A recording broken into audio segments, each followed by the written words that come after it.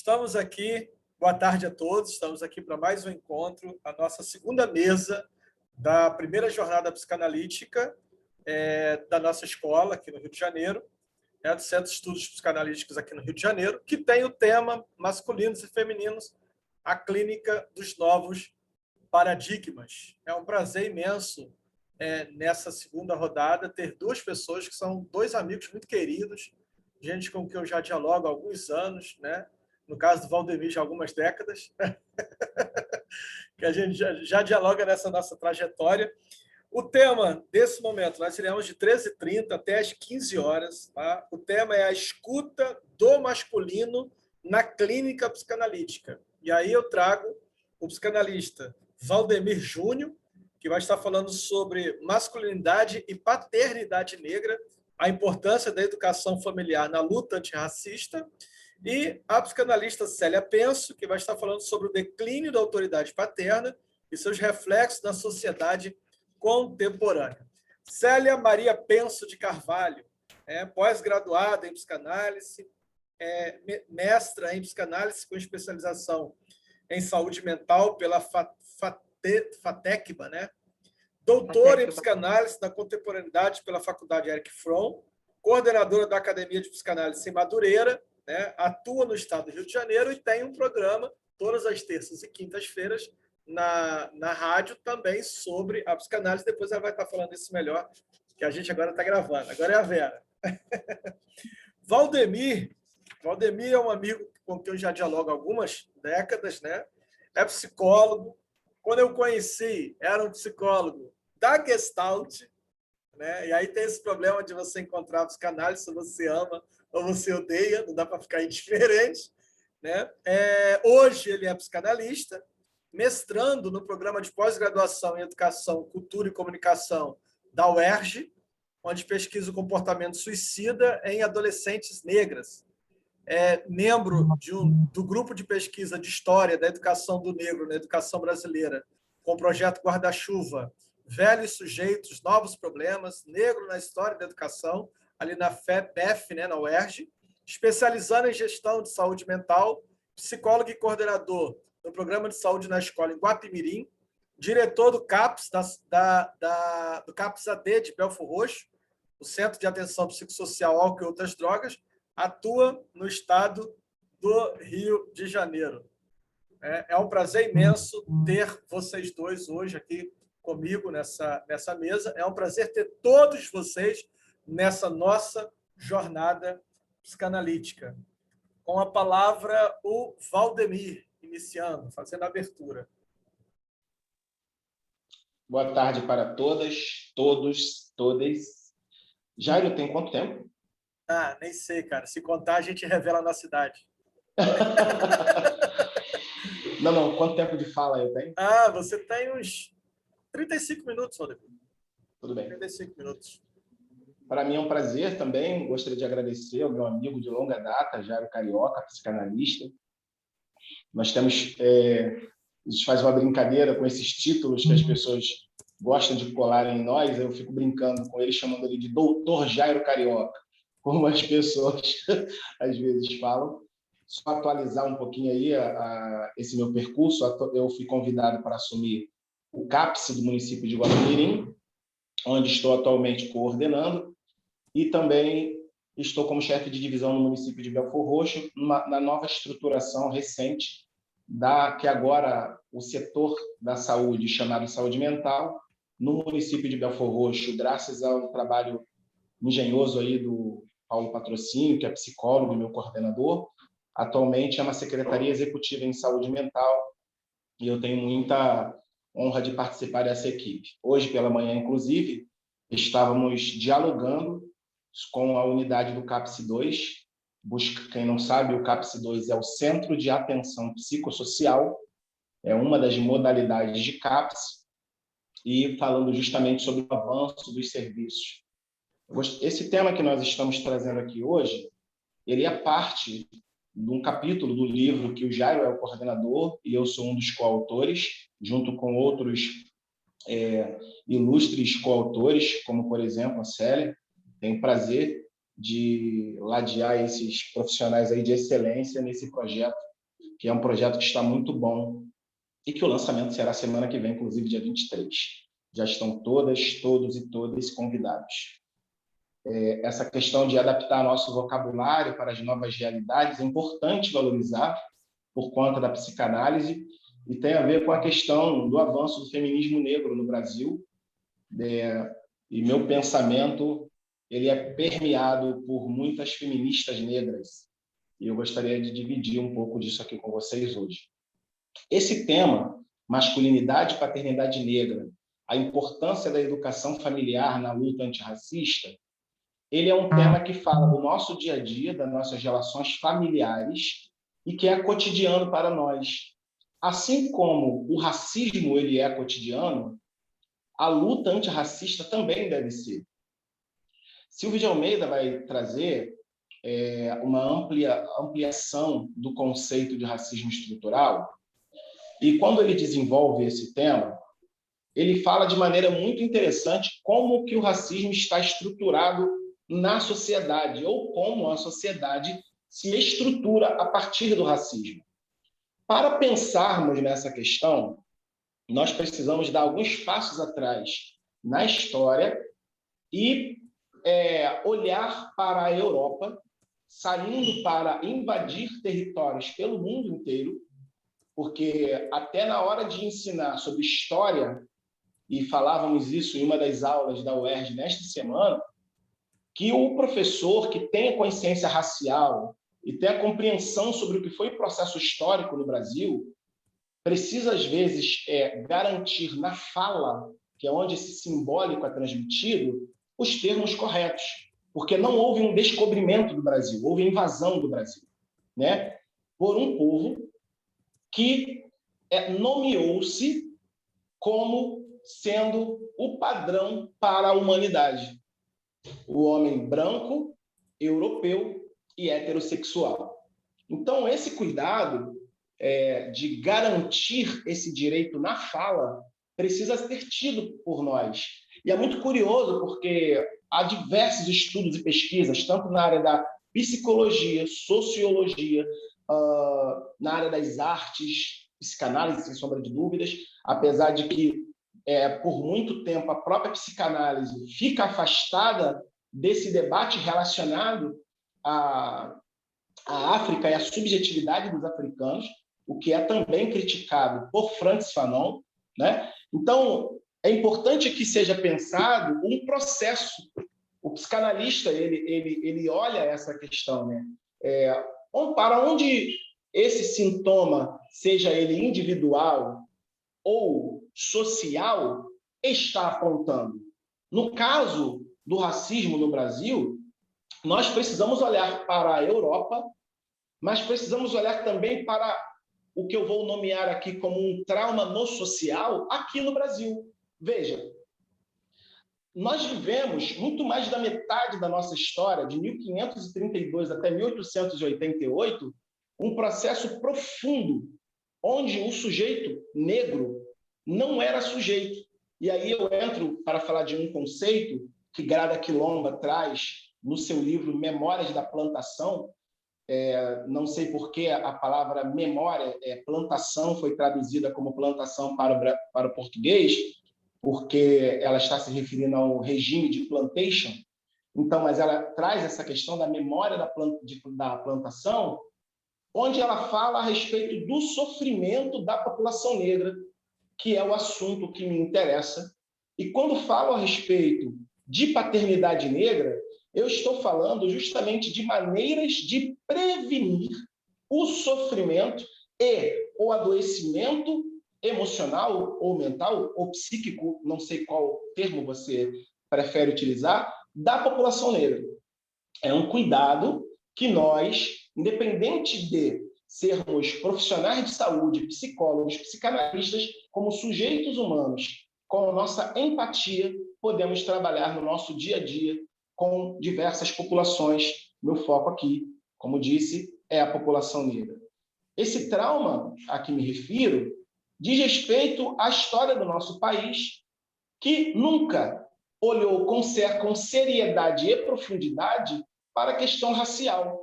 E se nós pensarmos em um indivíduo que atendemos e que ele traz consigo o trauma, normalmente o trauma ele foi instaurado em uma fase da infância. Curiosamente, no nascedouro da democracia brasileira, pensando que a abolição foi em 1888 e no ano seguinte se instaura um outro regime aqui no país, já lá no nascedouro da nossa democracia, os mitos e a exclusão da população negra já se faziam. A luta, pessoas, mulheres, homens que estão aqui conosco, independente de qual gênero você se identifica, a luta antirracista ela é uma luta de toda a sociedade, não é apenas da população negra. Por isso, trazer esse tema aqui é de extrema importância para tocar nisso que eu estou chamando aqui de o trauma no social, para tocar nesse lugar, para fazer com que os sujeitos negros, vide pessoas pretas e pardas, tenham voz. Porque enquanto nós não olharmos para essa questão enquanto sociedade, não poderemos tratá-la, a ponto de termos escutado a afirmação da maior autoridade do executivo brasileiro e o seu adjunto a afirmarem que não há racismo no Brasil. E isso é um absurdo. É um absurdo que temos que combater de dentro de nossas casas. De dentro de nossas casas também, né? Porque falei, se o racismo é estrutural, se a sociedade se estrutura a partir do racismo, e se o racismo está para a sociedade, assim como o trigo está para um bolo de trigo, então nós precisamos olhar a luta antirracista em diversos aspectos. A palavra para um paciente de saúde mental, eu sou coordenador e supervisor de programas de saúde mental, dar a palavra para o paciente para que ele diga também quais serviços ele gostaria que fosse ofertado a ele, é uma maneira de dar poder ao paciente, porque a palavra reflete a relação de poder também. E aquele sujeito que é calado reflete uma subalternidade. Por isso a importância de vozes pretas e de pretos, de pardos e de pardas também fazerem parte desse cenário de fala, não sendo excluído. Porque Grada Quilomba, quando traz esse conceito de outra-idade, ela está se referindo justamente a sujeitos que eles não falam. É um outro que fala por ele. É um outro que precisa traduzir o que ele quer dizer. E a luta por garantir esse lugar de fala é extremamente importante, porque cada sujeito humano diz da sua palavra, com a sua subjetividade, de um determinado lugar. E o outro, o receptor, está em outro lugar. Esse diálogo, repito, este diálogo é o que dá o processo de fortalecimento das relações e não de domínio, né? Esse limite ele é muito tênue, então há de se ter muito cuidado em relação a isso. E quando a gente pensa nessa questão da paternidade, nós não podemos pensar na paternidade negra assim como vamos pensar a paternidade branca, porque a relação familiar das famílias africanas e a relação familiar das famílias europeias e a relação familiar dos povos originários que tiveram sua terra invadida pelos portugueses e franceses e outros povos é diferente. Então, nós precisamos considerar essas relações em suas características. Uma coisa é um fato. Nós vivemos numa sociedade que, bom, que houve avanços relacionados à luta feminista ou dos feminismos, né, do qual o feminismo negro também faz parte, muito importante, por sinal. E nesse processo de avanço da sociedade, nós vimos a função paterna meio que entrar em uma crise, para usar aqui um termo utilizado, inclusive, no tema do livro, Seja Homem, a Reinvenção de uma Masculinidade em Crise.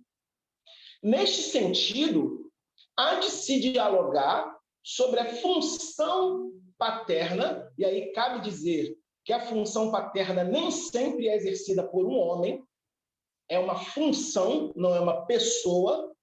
Então, essa função terá a ver com essas relações familiares. E o que trago aqui é a importância da participação masculina, e agora me refiro ao homem, como gênero, masculina, neste processo e nesta luta antirracista. Então, quando nós falamos a respeito dessas relações de famílias africanas, enquanto as famílias portuguesas que dominaram esse espaço aqui, havia ali um homem como centro e a família ao redor, a família paternalista, nas famílias africanas não era esse tipo de relação que havia apenas. Por quê? Porque o falo circula. Essa relação de poder ela é dada num outro tom. Por isso também Frantz Fanon está fazendo uma crítica a Freud dele não ter olhado para esse aspecto das maneiras como o complexo de Édipo apareceria nas sociedades e tido traçado esse lugar apenas por esse olhar de civilização que não é cabível à população africana em toda a sua maioria. Então, as relações das famílias negras nós vamos ver expressas aqui no Brasil. Por exemplo, quando nós vemos em alguns territórios onde não é uma família que cuida dos seus filhos, são famílias diferentes que moram, às vezes, na mesma rua, no mesmo beco, na mesma viela, e todas essas famílias cuidam das crianças que brincam ali na frente da sua casa. Se você não sabe, essa é uma característica herdada da população negra. A expressão do racismo se dá também aí, quando, às vezes, o poder judiciário não considera que, pelo fato de uma família ter que trabalhar e um vizinho cuidar ou olhar ou ajudar do cuidado desse membro da família, querer retirar os filhos de uma mãe. Situações que nós acompanhamos em nossa estrada aí pelas políticas públicas. Então, nessa questão do falo circular, então os lugares sociais são divididos por homens e mulheres.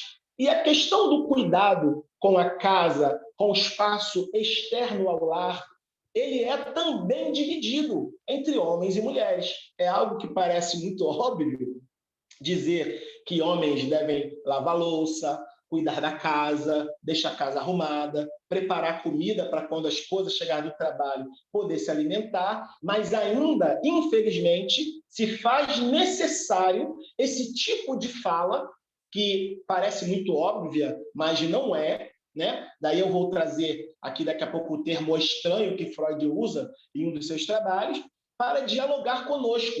Esse estranho aqui, que é algo que está ali meio que presente, mas aparece como um inquietante inicialmente, mas que se olhar mais profundamente, percebe-se que já estava presente no sujeito, só que se revela de uma outra forma. A Maria Lúcia, que vai escrever o livro O Racismo no Brasil, as questões relacionadas ao racismo, e ela escreve um capítulo sobre branquitude, vai dizer como que muitas vezes o homem branco, por idealizar o homem negro como esse, que é extremamente potente sexualmente, que tem o pênis do tamanho do membro de um cavalo, e todas as fantasias sexuais relacionadas ao homem negro, direcionará ao homem negro uma violência por se sentir ameaçado pelo ideal que ele tem sobre esse outro, ele agir sobre o outro com dominação, com violência. E essa questão está expressa nas relações sociais e aparecerá também dentro dessa família. Quando se olha um pouquinho mais de perto essa violência direcionada à população negra, como esse exemplo que eu dei, ou mesmo a mulher branca se sentindo ameaçada porque essa negra,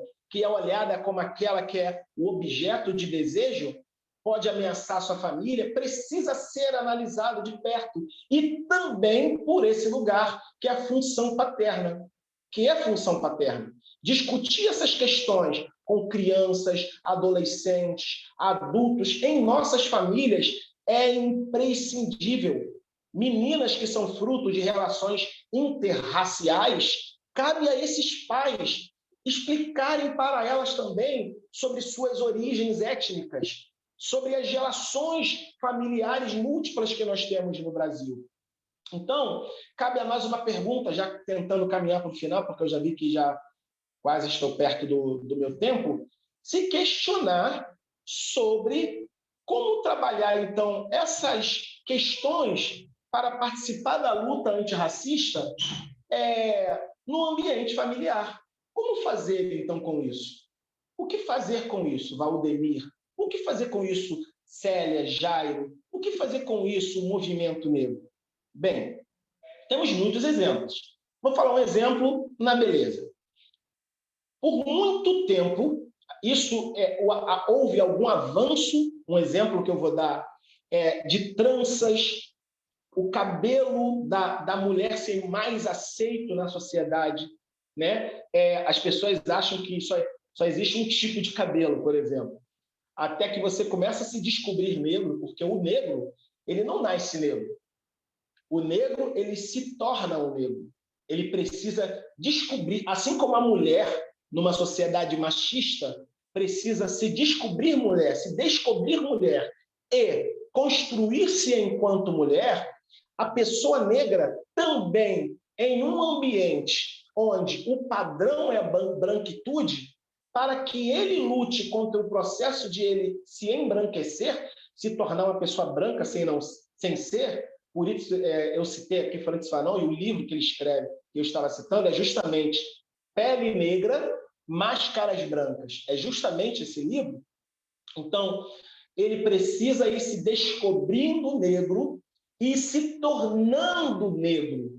É isso que acontece com a população negra no Brasil, e há um preço a pagar nessa relação de construção que Neuza Santos Souza coloca como um preço muito caro, e verdadeiramente o é.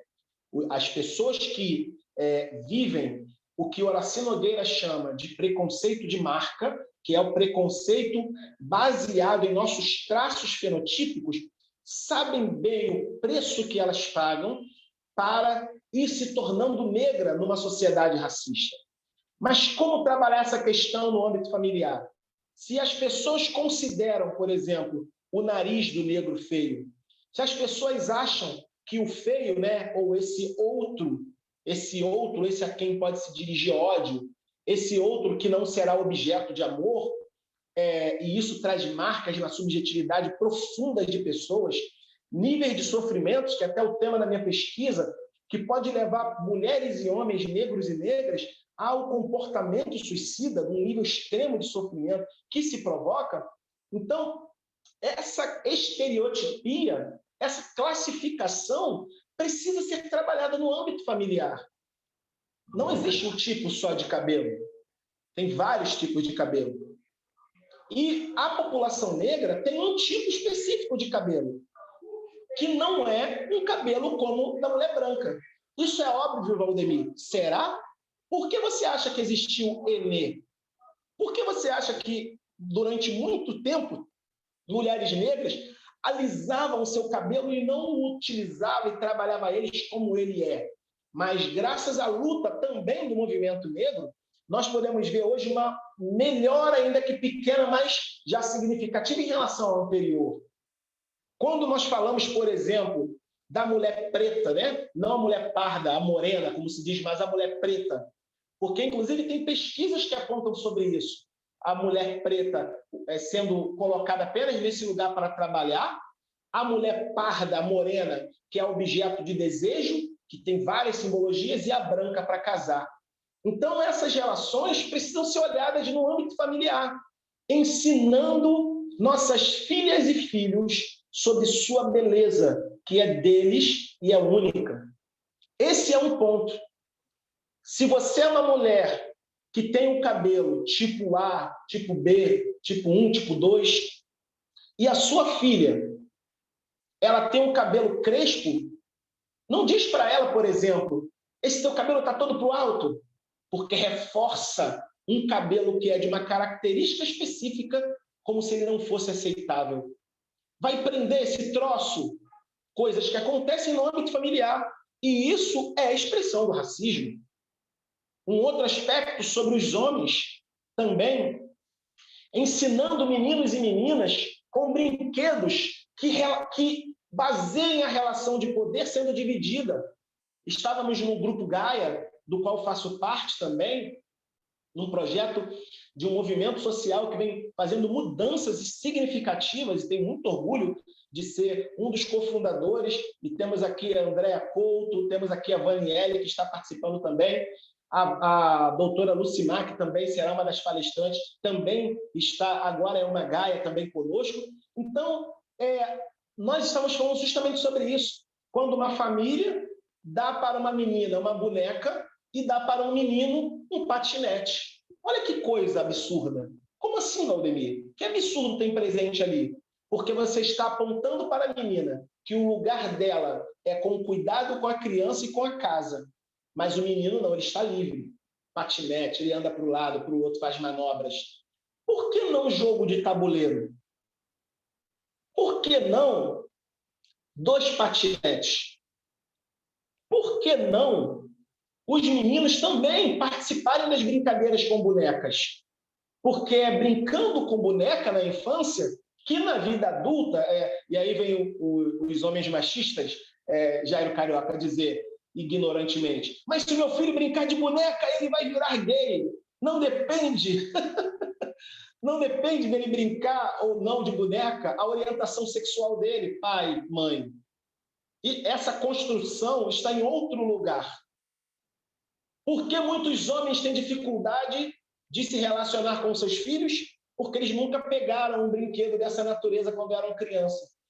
Traga o desejo deles, tanto relacionado à vida intradoméstica, quanto à vida extra-casa. Incentivem essas crianças. Na questão da escola, eu gostaria de contar uma ocorrência que eu particularmente vivi com vocês.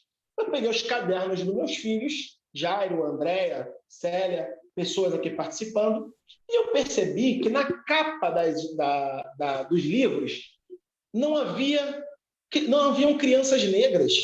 Coisa estranha. Quando fomos folhear as páginas, nós percebemos que as crianças negras... eu estou vendo que tem mensagem no chat, Jairo, mas eu não estou conseguindo parar para ler. Eu estou monitorando as mensagens. Tudo bem. Depois eu te trago. Obrigado. Eu percebi que não tinham, e as famílias negras que apareciam ali eram só em funções sociais, em profissões subalternas. Fui no site do livro e olhei, e esse mesmo padrão aparecia em outros livros, em outras séries. Curiosamente, se salvo engano, a única capa de livro que tinha uma criança parda, Jairo, porém com muito mais traços de branquitude, era de moral e ética. Olha essa coisa, que simbólico no social.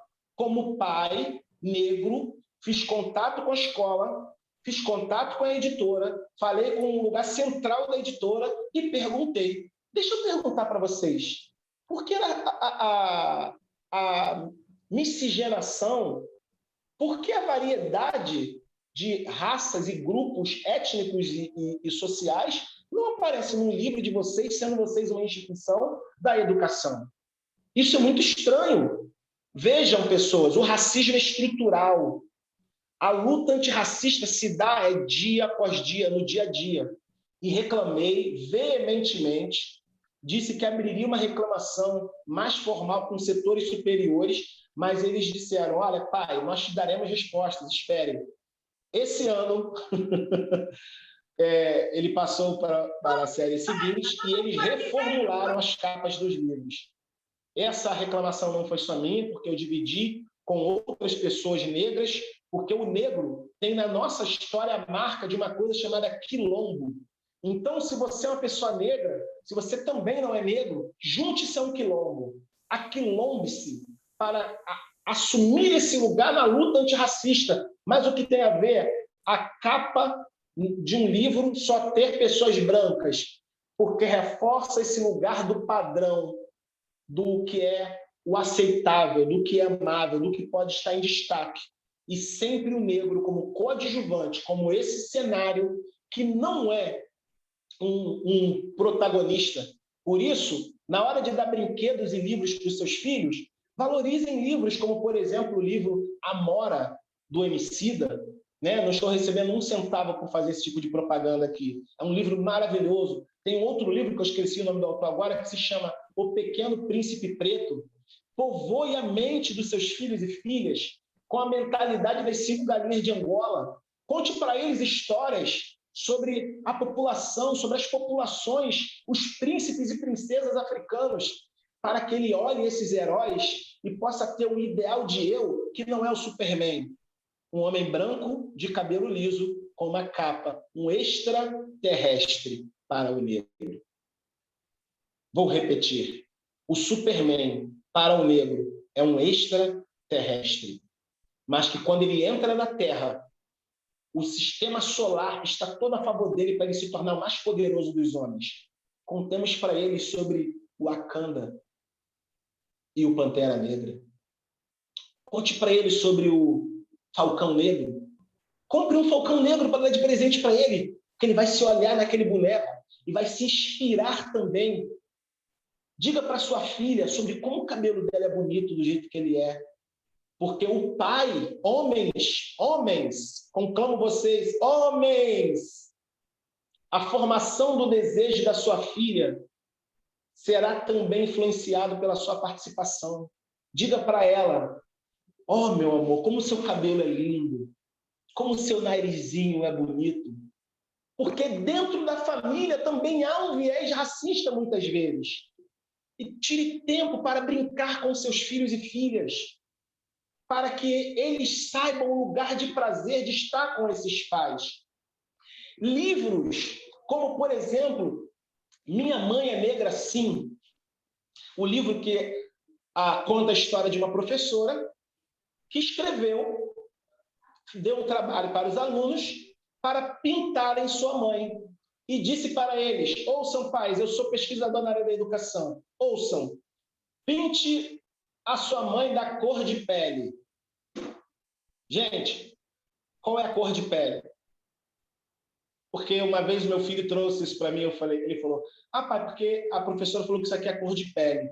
Aí eu peguei o lápis e falei para ele assim, que cor de pele, meu filho? Papai, é cor de pele. E aí eu peguei o lápis que ele disse que era cor de pele, coloquei e falei, bota seu braço aqui do lado do meu. Ele colocou o dele. A minha esposa é fruto de uma relação interracial, ela é um pouco mais clara que eu. E aí ele colocou o braço dele, ele é meio que o intermediário entre eu e ela, é o colorismo brasileiro.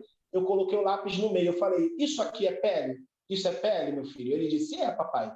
Eu apontei para o braço dele e disse, isso aí é pele, meu filho? Ele disse, papai. Eu falei, isso aqui é cor de pele? Ele falou, também, papai. Eu falei, então qual é a cor de pele? E ele me disse, tem muitas cores de pele. Ensinar isso para as crianças é muito significativo. Estávamos em Minas Gerais, em um passeio de férias com a família, e ela me perguntou, a minha filha, papai, por que as pessoas ficam me olhando? Não, essa pergunta foi feita por ele. Por que as pessoas ficam me olhando? Eu entendi o que ele quis dizer. Talvez se você for uma pessoa branca e estiver me ouvindo, se você for uma pessoa que tem um efeito de passagem em relação ao racismo, os seus traços fenotípicos não te marcam na característica do racismo, você não entenda a pergunta dele. Mas eu entendi. Ele quis me dizer que, por ele perceber-se diferente dos outros, o olho dos outros o alcançava. E eu disse para ele, quando te olharem, olhe de volta. Se esse outro te viu, veja-o também. A educação antirracista passa por esse lugar de equilibrar papéis sociais, eu estou terminando agora, de equilibrar papéis sociais no ambiente domiciliar, com homens e mulheres, na prática, não na palavra apenas, mostrarem para seus filhos o valor que tem essas relações de gênero, trabalhando não um dominando o outro, mas numa inter-relação, numa situação saudável. E a família africana traz esse padrão de pensamento para nós. Valorizá-lo não é simplesmente, nas semanas de luta contra o racismo, nós apontarmos algo para eles, mas é cotidianamente dizer para eles ocuparem seu lugar, como, por exemplo, dentro de uma piscina, uma mulher branca achar que uma criança negra não pode nadar em todo o espaço porque aquele espaço não é dela. Pensem nisso, pessoas. E dentro das suas casas, casa branca, casa negra, casa parda, casa indígena, seja qual for sua casa, reforce as fileiras dessa luta antirracista e conclama você, homem, mais do que você, homem, a você, mulher, que faz a função de pai, a somar esse lugar junto com mulheres e homens na luta antirracista.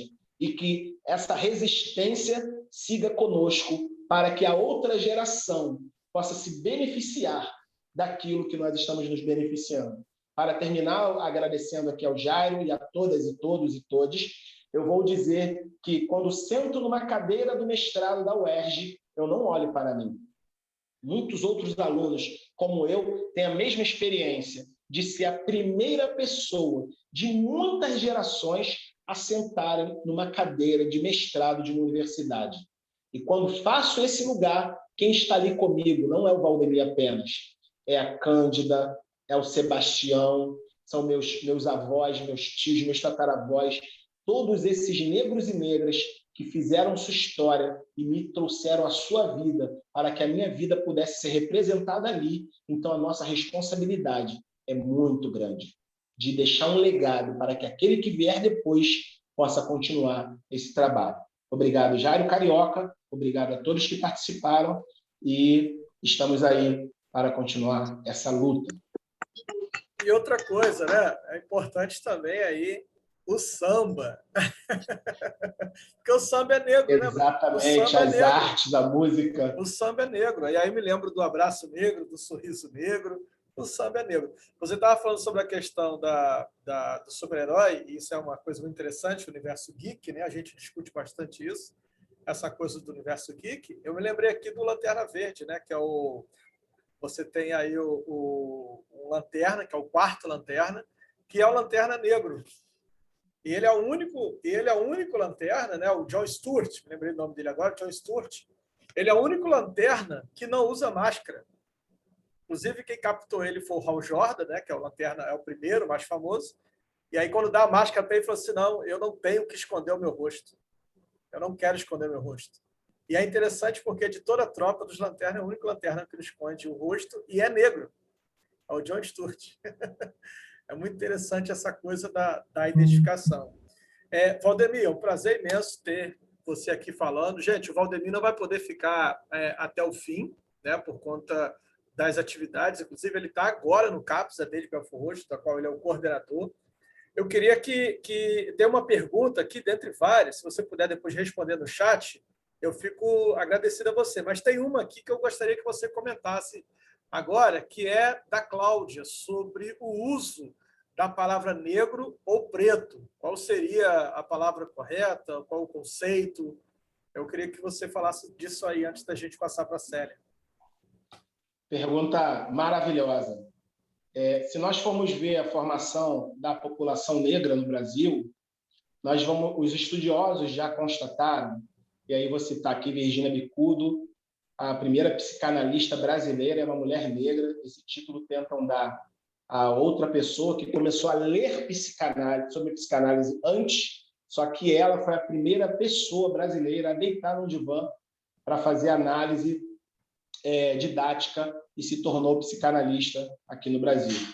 E ela fala sobre isso também lá na década de 50, lá na década de 60, a Virginia Bicudo já está tratando disso.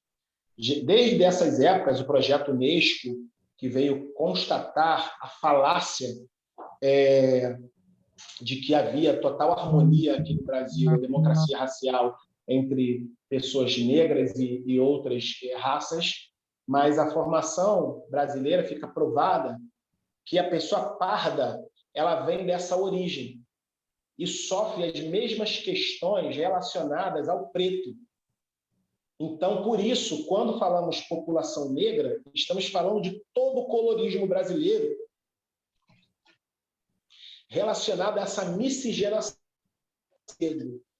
Porque o preto, eu sou um homem preto, né? Os negros retintos, falando em outra linguagem, mas existem pessoas que elas têm outros traços. Às vezes a pessoa tem até pele clara, mas o traço dela, fenotípico, é um traço de pessoa negra, por exemplo, o cabelo e outras características. Então, quando nós falamos de pessoa negra, é essa pessoa que no filtro do social, isso é uma marca importante, tá, gente? Até para você marcar lá em concurso, em provas, processo seletivo, se você é cota ou não. No filtro da relação social, ela não passa, ela é discriminada. Exemplos para entender. Você entra num supermercado e um segurança fica andando atrás de você? Alguém já te xingou de alguma questão depreciativa que tem relação com racismo? Já olharam para você e te viram como uma pessoa perigosa? Em algum momento na sua vida você viveu um episódio de racismo, de te tratarem como inferior por conta da sua relação racial? Porque a gente tem que separar as coisas. São 3 fios diferentes. Eu vou terminar aqui.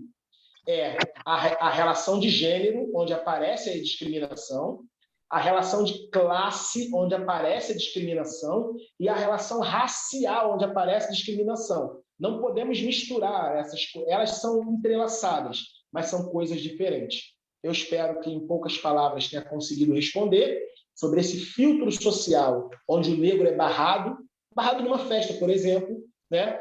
E aí, isso às vezes vai aparecer. Eu espero ter te respondido, viu, Cláudio? Comente no chat, por favor, se ficou claro. Obrigado, Cecília. Obrigado, Valdemir. É um prazer te escutar. Qualquer coisa, se você puder responder as outras perguntas que fizeram aí no chat, eu te agradeço. Pessoal, agora nós vamos estar com a Célia. A Célia vai estar trazendo o tema, o declínio da autoridade paterna e seus reflexos na sociedade contemporânea. O microfone é seu, querida amiga. Olá, boa tarde a todos. Agradecendo aí o convite, Jairo, de estar aqui com vocês, falando sobre esse tema, que é um tema um tanto assim, polêmico, devido à situação que nós vivemos, a questão das famílias, mas que eu vou tentar falar aqui da forma que eu acho que é o meu entendimento. Eu comecei a pensar nesse assunto já há algum tempo, na época que eu dava aula, eu sou professora e trabalhei muito tempo no município do Rio de Janeiro, em outras escolas particulares, e nós começamos a observar uma certa indisciplina, falta de respeito às autoridades vindo dos alunos, né? Uma total descrédito da pessoa que é investida da autoridade. Eu comecei a pensar no assunto, e nessa época eu não estudava psicanálise, passei a estudar e passei a entender o processo que vem ocorrendo dentro da nossa sociedade. Eu fiz esse capítulo, o declínio da autoridade paterna e seus reflexos na sociedade contemporânea, pensando na falta desse pai. Mas, como disse o Valdemir anteriormente, não é necessário que haja um pai, que o pai esteja vivo, em carne e osso, presente na realidade, no dia a dia da criança. Tão pouco, como ele disse muito bem, ele colocou, que seja um homem para que exerça a função da autoridade. O que importa é a fala de quem está na posição materna, ou seja, que o pai esteja presente mesmo quando não está. Deixa eu pegar aqui que está. Que o pai esteja presente mesmo quando não está. E eu me referi a uma frase de Freud, uma frase que Freud escreveu, e ele diz assim: não me lembro de nenhuma necessidade da infância tão grande quanto a necessidade do pai. O pai é aquele que marca um corte na relação mãe e filho. O pai funciona como uma lei que vem dizer: não retornarás ao ventre materno.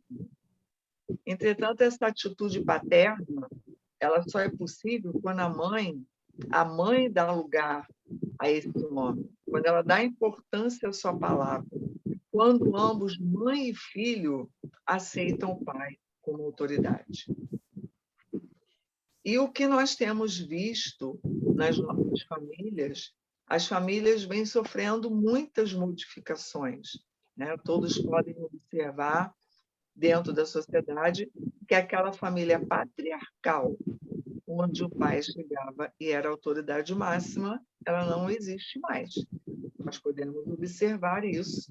Hoje não há aquela coisa que muitas pessoas falam: ah, meu pai, bastava que ele colocasse o chapéu em cima da mesa para que ele se fizesse presente e fosse uma autoridade. Hoje, nós não vemos essa questão. E a partir do relato de Freud, no seu livro Totem e Tabu, existia um tirânico, um homem tirânico, que ele exercia seu poder ciumento, guardando todas as mulheres para si e expulsando os filhos. Então, ele nos conta sobre o retorno dos irmãos que se unem frente ao ódio do pai para matá-lo. Está no livro Totem e Tabu. Matam-no, devoram-no e vivem um sentimento de culpa pela morte desse pai.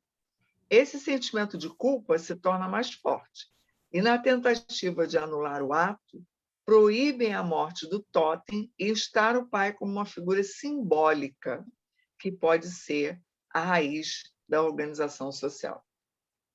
Com o avanço da ciência e novos modelos familiares, né, terem incidido diretamente no campo psicanalítico, isso teria contribuído para o narcisismo do homem moderno.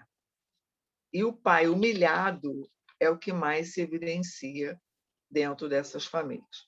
O declínio do poder paterno, nós verificamos mudanças, né? Mudanças na sociedade e mudança no comportamento de crianças e adolescentes. Como eu disse a Elizabeth Rudinesco no seu livro A Família em Desordem, ela vai mostrando realmente essa modificação dentro das famílias. Hoje, nós temos famílias monoparentais, nós temos famílias de pais homossexuais, nós temos famílias em que pessoas, por exemplo, um tio se agrega aos sobrinhos e forma uma família, a família anaparental. Então, nós temos vários tipos de famílias que diferem do modelo tradicional nuclear. Então, a família tem sofrido essas modificações. E a Rudinesco, ela coloca 3 fases dessas famílias. Na primeira fase, ela diz que constituiu-se a família tradicional. Então, a família tradicional, a função era assegurar a transmissão do patrimônio, e o homem era a autoridade máxima, ainda que esse modelo tenha entrado em decadência no final do século XVIII. Na segunda fase, a família passou a ser moderna, e aí se inicia um lento processo de dessacralização da instituição familiar e valorização da mulher. Porque a mulher não era valorizada. A mulher, ela não podia dar a sua opinião, a mulher nem votava.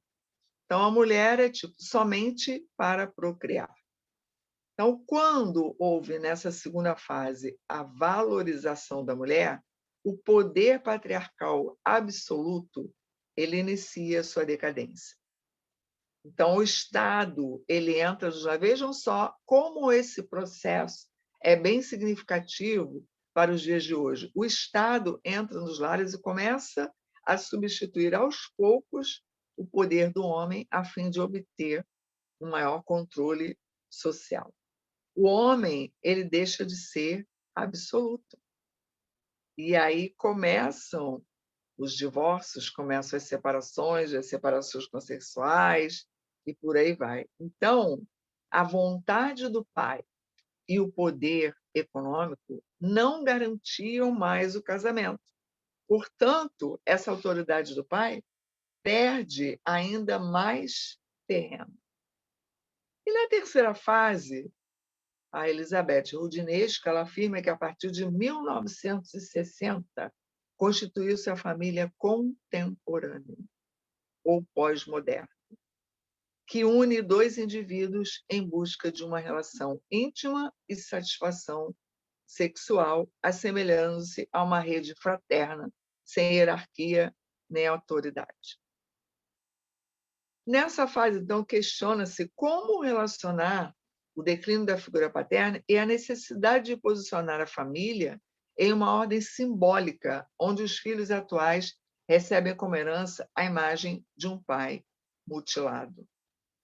Então, nós vemos que, durante essas fases citadas pela Roudinesco e mudanças na sociedade, as relações de autoridade e poder, elas vêm realmente, através da figura do pai, perdendo a sua importância. Então, a questão se dá em torno do fato de buscar entender como a família vem se adaptando às transformações e definições do papel do pai na atualidade. E o que nós vemos com isso? Nós vemos uma fragilização familiar. Nós vemos uma fragilização familiar desses papéis. Hoje ocorre uma fragilização da estrutura familiar. Então, aquele pai que, em Totem e Tabu, ele foi devorado e depois anulam o ato, restaurando Totem como figura simbólica, esse simbolismo do pai, essa autoridade do pai, ela vem perdendo a sua importância, no sentido em que não há uma autoridade.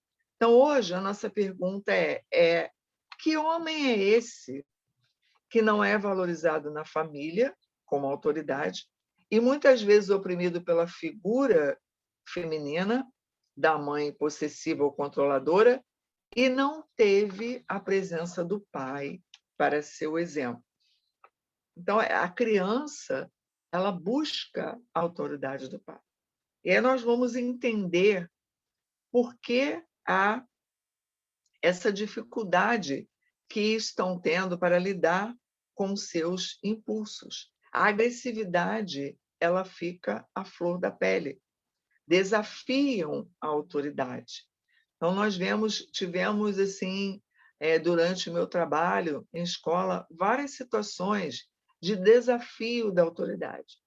E a gente busca a história da família e a gente vai ver que são crianças que têm pais, muitas vezes, omissos ou que têm mães, desculpem as mulheres, mas que têm mães muito possessivas ou controladoras. O que nós vemos hoje em muitas famílias é que há uma inversão de papéis, no sentido de que a mulher, né, não que ela não possa ser uma mantenedora da família, que ela não possa ser aquela mulher que consegue controlar, consegue gerenciar, consegue ali criar os seus filhos, mesmo sem o pai, mas há mulheres que, quando a família é composta do pai e a mãe, há mulheres que omitem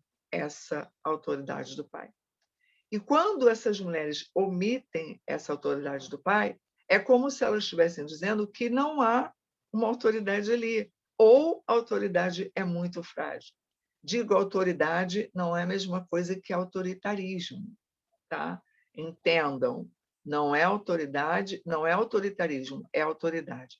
É a questão de que há um respeito a uma figura que representa uma figura de liderança naquele lugar.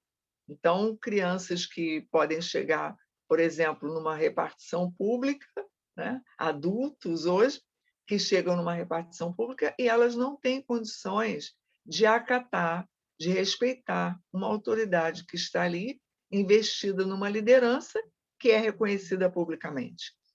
Então, essa questão do declínio da autoridade do pai, ela perpassa pela falta de entendimento de quem faz esse corte é a mãe. Se a mãe, como diz Lacan, o pai é o portador da lei. Então, se a mãe ela não consegue passar essa autoridade para o pai, a autoridade do pai, no caráter simbólico, ela não está instituindo esse valor dentro da sua família. E o que nós vemos hoje é que, passado o período de dependência absoluta, onde os pais puderam exercer bem suas funções, no período de dependência relativa, essa criança se depara com pais que não são capazes de exercer adequadamente suas funções por sentirem dificuldade de exercer a função de autoridade, e um comportamento de agressividade excessiva pode estar a serviço de uma destrutividade, onde a criança busca no ambiente um embate contra esse comportamento compulsivo. Nós vemos, inclusive, que, estudando sobre esse assunto, crianças que não tiveram essa autoridade, elas não têm limites. Então, se elas não têm limites, elas agem o tempo todo ao seu bel prazer, por impulsos, por aquilo que na cabeça dela é o correto. Ela não tem um parâmetro, ela não tem uma direção. Isso, muitas vezes, vai gerar os menores infratores, né? É claro que nós sabemos que há muitas outras questões sociais envolvidas nisso, mas eu digo que, primeiramente, uma delas seria essa falta do pai. Atualmente, a gente vê que são cada vez mais frequentes jovens transgredindo regras de convivência, demonstrando seu descaso para com a autoridade e a lei, e que chegam normalmente às escolas sem um mínimo de código de civilidade para a convivência social. Então, ela é aquela criança que chega na escola e ela não respeita a sua autoridade, a sua presença. E mais tarde ela não vai respeitar o patrão, ela não vai respeitar uma pessoa na sociedade que esteja numa liderança, ela não vai respeitar esses papéis porque ela não foi preparada para isso. Então, a gente não está culpando, tá, a questão da violência, a questão da sociedade, não se trata disso, de achar um culpado. Mas o desrespeito à autoridade e à lei começam em casa, por meio dos pais negligentes, permissivos ou cínicos, e as crianças terminam autorizando a si próprias a atos desse tipo.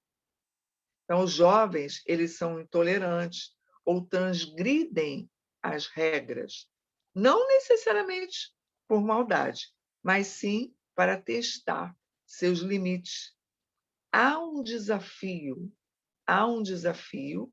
que é colocado e que realmente Meu amigo me avisou meu horário. Oi. A criança, ela não tem alguém interferindo aí. A criança, ela não tem realmente como avaliar aquilo que está acontecendo na sua família. Devido a isso, alguns especialistas, eles associam, né? Alguns especialistas, alguns estudiosos, associam o declínio da lei do pai com o aumento da delinquência infantil e adulta na nossa civilização. Então, o desrespeito em relação ao pai, ele se reproduz na rede simbólica das demais autoridades da sociedade, professor, diretor, reitor, prefeito, governador, seja quem estiver fazendo o papel da autoridade. Então, qualquer autoridade, ela é ela é herdeira da função paterna original. E não é que os adolescentes estejam mais indisciplinados do que antigamente, ou que eles não tenham esses limites, mas as contradições da sociedade, sim. cresce o número de filmes, como nós estamos vendo, jogos, que levam à violência, estimulam a violência, estimulam conteúdo dos programas, de tudo isso que eles veem na internet. A própria internet, ela contribui para que haja essa proliferação da questão da falta de limite e de autoridade. Nós, recentemente, não sei se vocês chegaram a ver aquele rapaz lá de São Paulo, acho que é em São Paulo, sim, que ele jogava, essa adolescente ia para a casa dele jogar. Eles jogavam jogos de videogame. E, num dado momento, depois de um tempo, ele mata essa colega. Ele mata essa colega e ele diz: eu vi ele falando assim que ele foi preso, depois parece que houve uma mudança de atitude dele. Eu não acompanhei depois o caso, mas ele disse: sim, matei. Matei, e ele ainda ficou filmando a menina lá morta. Então, nós temos realmente que atentar para essas situações, né? Na época que eu trabalhava em escola, sou professora, não que você tenha que formatar, digamos assim, uma criança ou um adolescente dentro daquele ideal daquela forma, a criança como era antigamente, né? Antigamente, a disciplina ela era forjada de uma forma muito violenta. Não é isso. Mas existe uma questão de respeito, existe uma questão de limite. E hoje nós estamos vendo na sociedade que isso praticamente em muitas famílias não existe. Não existe o não, né? Não existe o não. Crianças não estão acostumadas a ter frustrações. Elas não se frustram porque os pais querem exercer esse querer e poder de uma forma em que a criança sente que ela pode tudo. Ela quer tudo, ela pode tudo, né? Então, não há um não, não há uma preparação das crianças para que elas recebam frustrações, para que elas lidem com as suas emoções de frustração. Então, que sociedade nós estamos preparando? Que sociedade está sendo construída? Na época que eu trabalhava em escola, eu trabalhei na Escola Municipal Tasso da Silveira, a escola que agora, em abril, completamos 10 anos desse acontecimento, na Escola Municipal Tasso da Silveira. Vocês devem lembrar perfeitamente do massacre de Realengo. E eu estava lá nesse dia, eu fui professora dessa escola, e eu vivenciei aquele momento. Tá?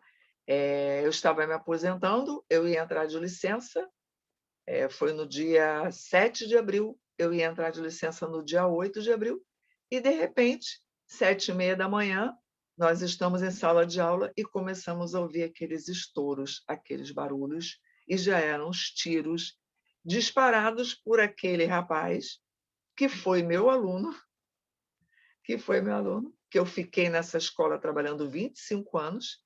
Eu comecei a dar aula de inglês nessa escola, depois português, e eu comecei e me aposentei lá. Fiquei 25 anos direto lá, porque era uma escola muito boa. E esse rapaz, que era o Wellington, que matou os nossos alunos, as nossas crianças, ele era um rapaz que ele já tinha problemas de funções parentais. Ele tinha a sua mãe biológica e o pai dele já havia morrido. Essa mãe biológica não pôde cuidar dele.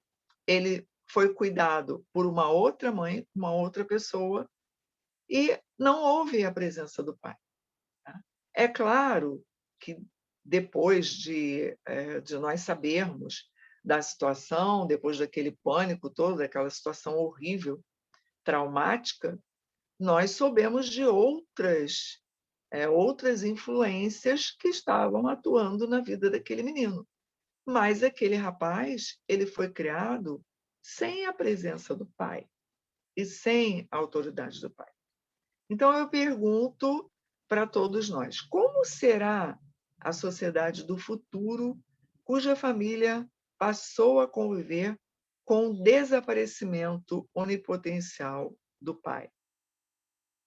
Hoje, nós vemos que há algumas evoluções familiares, até como o Valdemir falou, há pais que participam das suas famílias, ajudam suas esposas, cuidam dos filhos. Há pais que estão criando seus filhos sozinhos, né?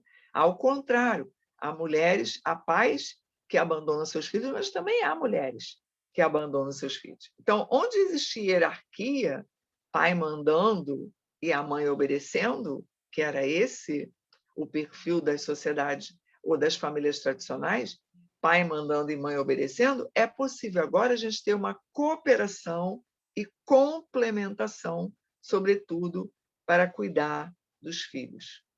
Então, digamos que antes a sociedade ela estava baseada na moral, regras impostas do mais forte e na tradição, né? Esse era o modelo que nós tínhamos, o modelo daquele pai que ele determinava, ele decidia e todos tinham que obedecer, todos não podiam nem abrir a boca para dizer nada.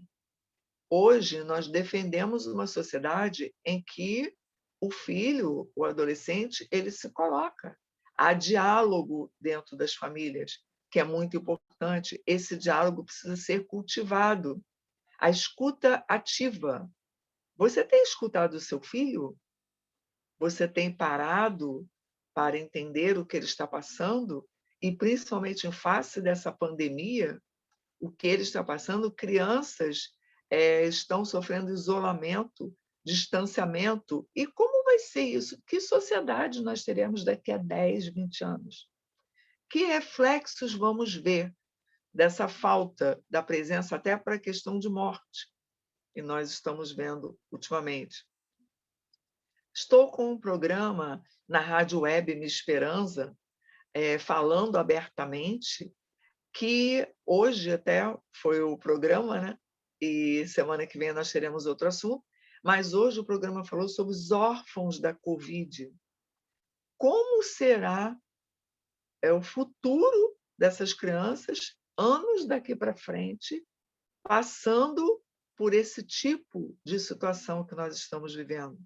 Adultos têm sido acometidos por vários tipos de transtornos, depressão, né? Os diversos transtornos de pânico, o toque, a TAG. Eu tenho tratado várias pessoas no meu consultório que vêm se sentindo assim angustiados, com problemas sérios devido a essa situação da pandemia. Agora vocês imaginem as crianças, né? Como será isso daqui a 5, 10 anos? Esse programa é na Rádio Web Minha Esperança. Depois eu coloco o link para vocês aqui no chat. É o programa Falando Abertamente.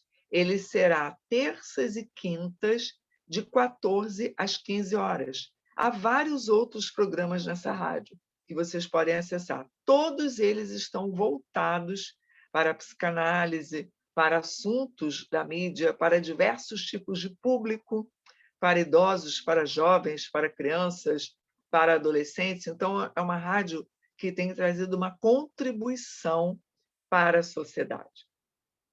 Então, queridos, com o declínio do pai, nós só temos realmente essa saída ao casal ser orientado pela ética da cooperação e da complementação. Eu disse casal, mas é a família. A família, que, como nós já vimos, há diversos modelos de família. Então, nós não podemos nos detectar apenas na formação de um casal. Há diversos modelos de família. Então, cabe a essas famílias exercerem essa autoridade, princípios de autoridade que faz do indivíduo um sujeito. O indivíduo, um sujeito que vai chegar aos seus 18 anos, 20 anos, à sua maturidade, ele vai tomar decisões porque não é porque o pai não quer, ou porque a mãe não quer. Não é uma imposição, mas porque ele sabe que não deve. Ele sabe que não deve através do seu próprio discernimento. Ele sabe, ele conclui que aquilo não é bom para ele. Ele vai ter esse discernimento de entender o que é positivo para ele e o que não é.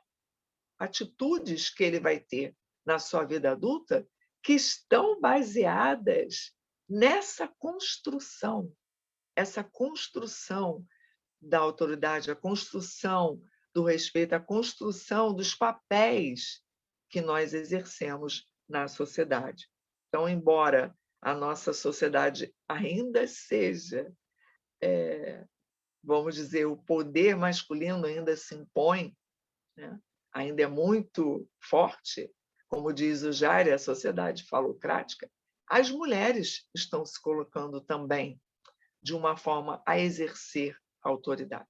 Então, como eu falei, até o presente momento, essa autoridade é simbólica. É simbólico. Não há necessidade da presença do pai, de um pai físico, mas existe uma presença simbólica de autoridade, né?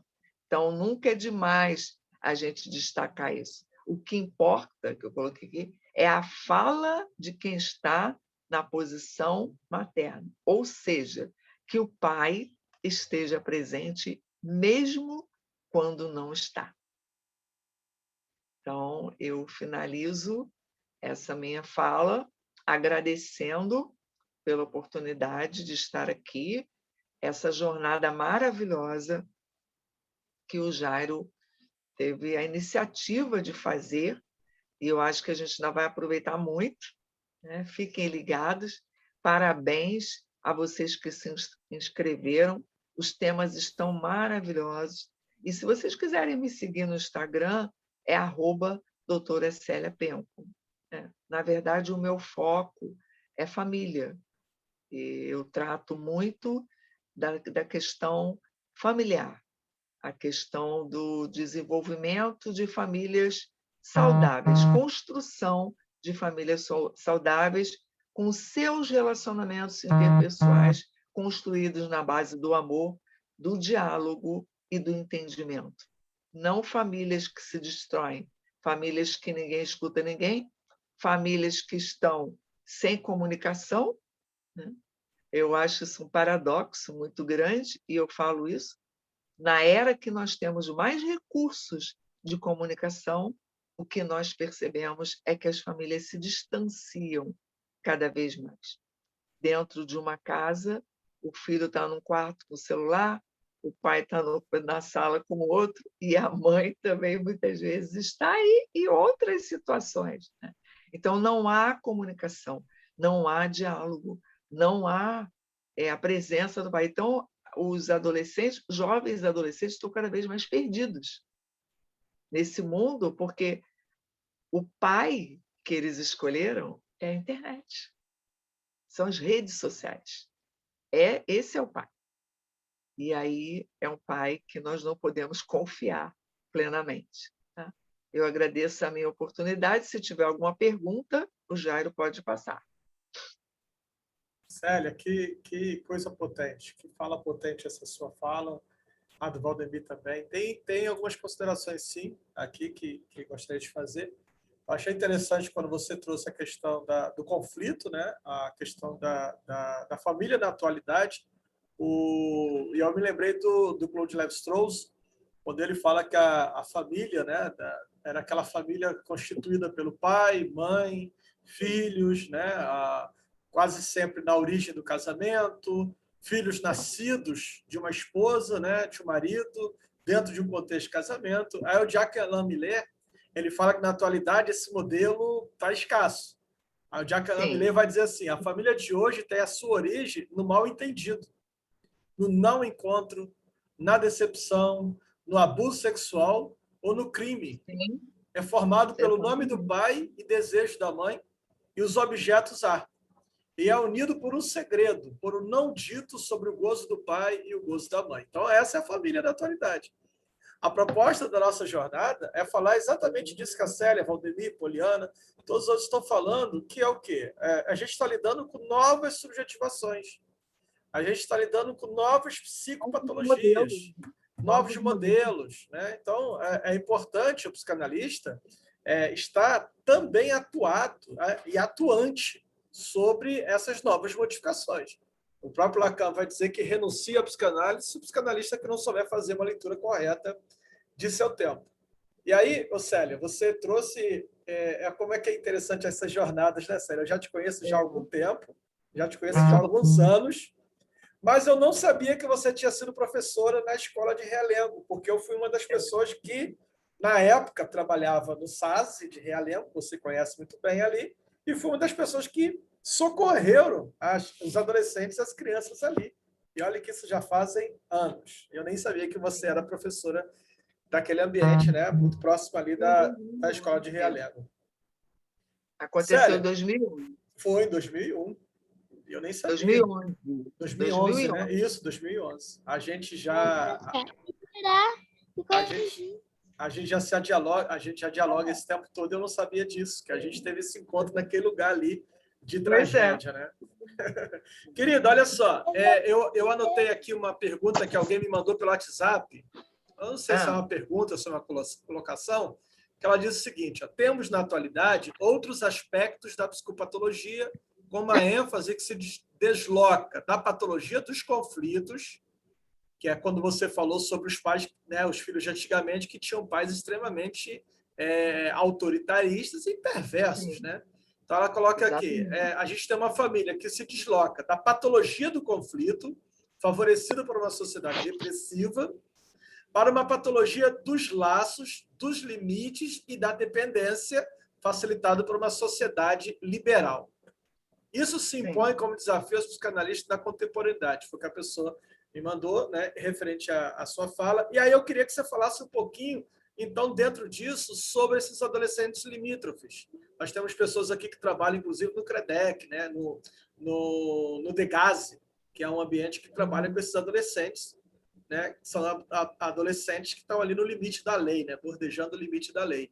Como é que funciona essa questão desse deslocamento da patologia do conflito para essa outra patologia, que é a patologia dos laços, que é uma patologia, de acordo com o Lacan, no seminário 21, que ele vai falar sobre a questão de um atravessamento do capital, né? Como é que você fala? Fala um pouco disso aí.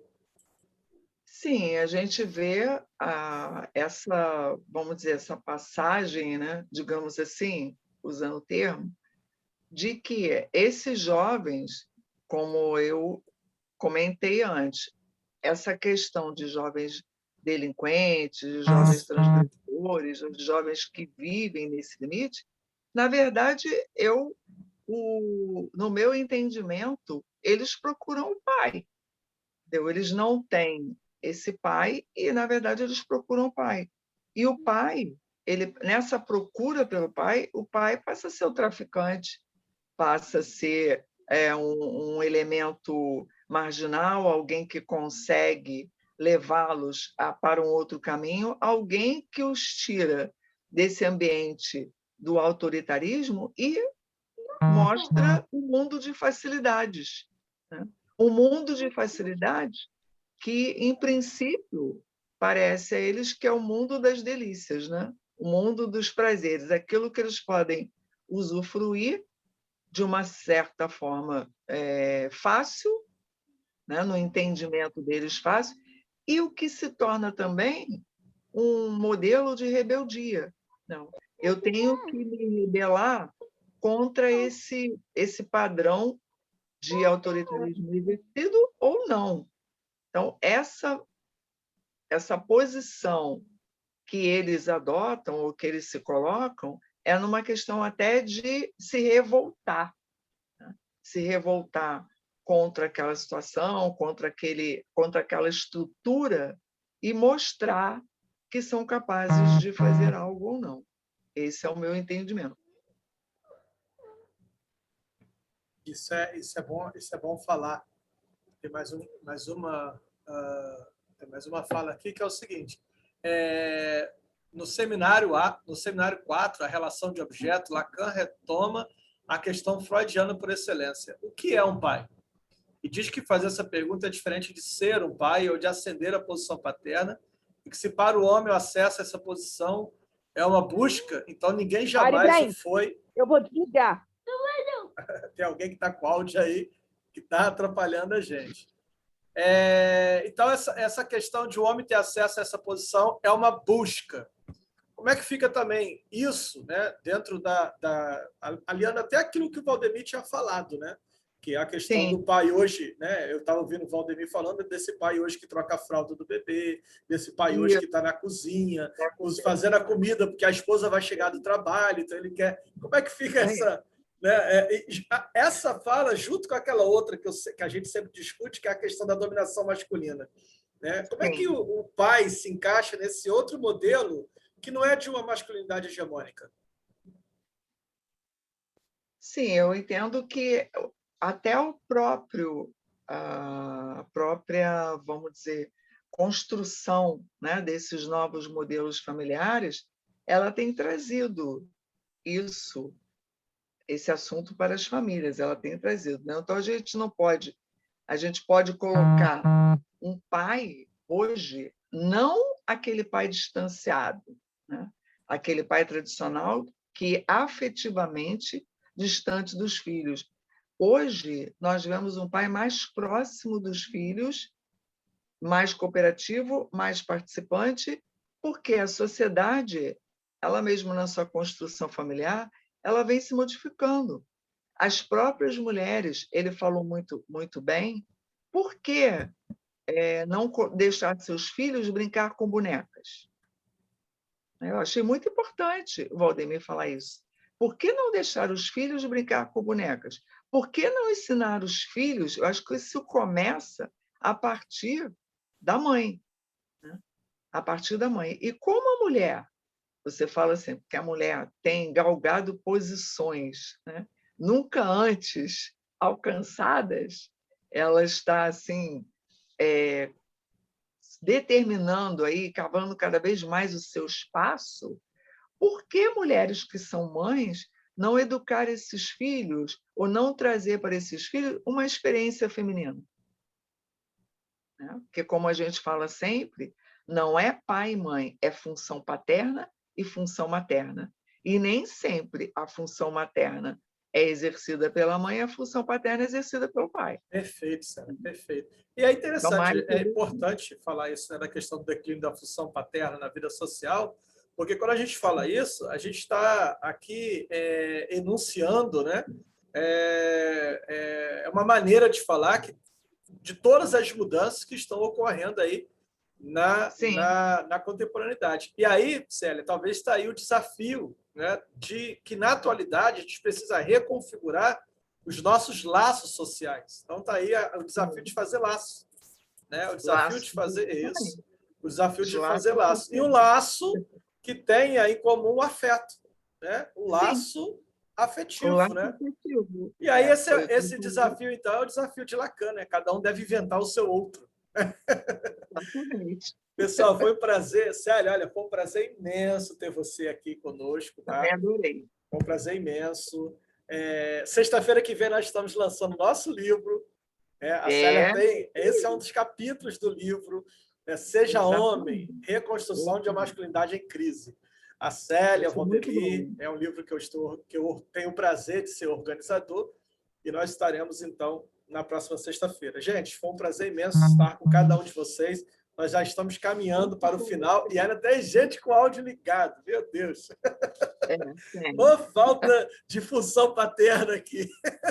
Deixa eu falar uma coisa. Fala, vocês querida. podem acessar o Instagram, Escreve, Célia, escreve no chat, aí o pessoal fica mais fácil de te achar. Coloca os seus dados, seus contatos aí no chat, mas pode falar também que fica gravado. Tá ok. Um abraço, tá? Obrigada. Pode tirar um print aí, Jário, de todo mundo estar participando aí, tirar um. Deixa eu só anunciar que nós estaremos de volta. Nós estaremos de volta ainda hoje, tá? Às 17 horas, com o professor Rodolfo Berg. onde ele estará com esse tema conferência, né? O que pode o corpo? Clínica, micropolítica e liberdade. Com o professor doutor Rodolfo Berg, logo daqui a 2 horas, às 17 horas, nós estaremos de volta. Será a última palestra de hoje. Lembrando que a gente continua sexta e a gente continua sábado. Quem já está nos acompanhando desde ontem não é a gente, porque a gente começou hoje. A gente começou hoje. Tem gente aqui perguntando já desde ontem. Ontem não era a gente, ontem era outro grupo que eu não sei quem é. Nós começamos hoje, continuaremos na sexta e continuaremos e terminaremos no sábado. Então, cada dia, 3 eventos.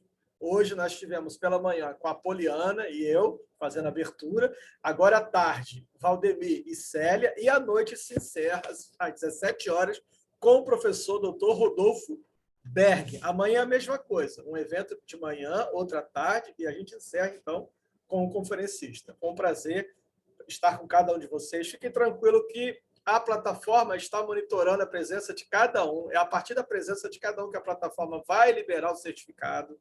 No certificado tem todos os dados direitinho. Então, fique tranquilo que tudo isso está sendo monitorado. Célia, mais uma vez, um abraço. Muito obrigado para você e para o Valdemir. Fica com Deus. Parabéns, professor. Foi excelente. Excelente. Cada palavra sua foi maravilhosa. Obrigada. Muito obrigada. Valeu, professora. Parabéns aí pela sua fala. Obrigada. Valeu, Jário.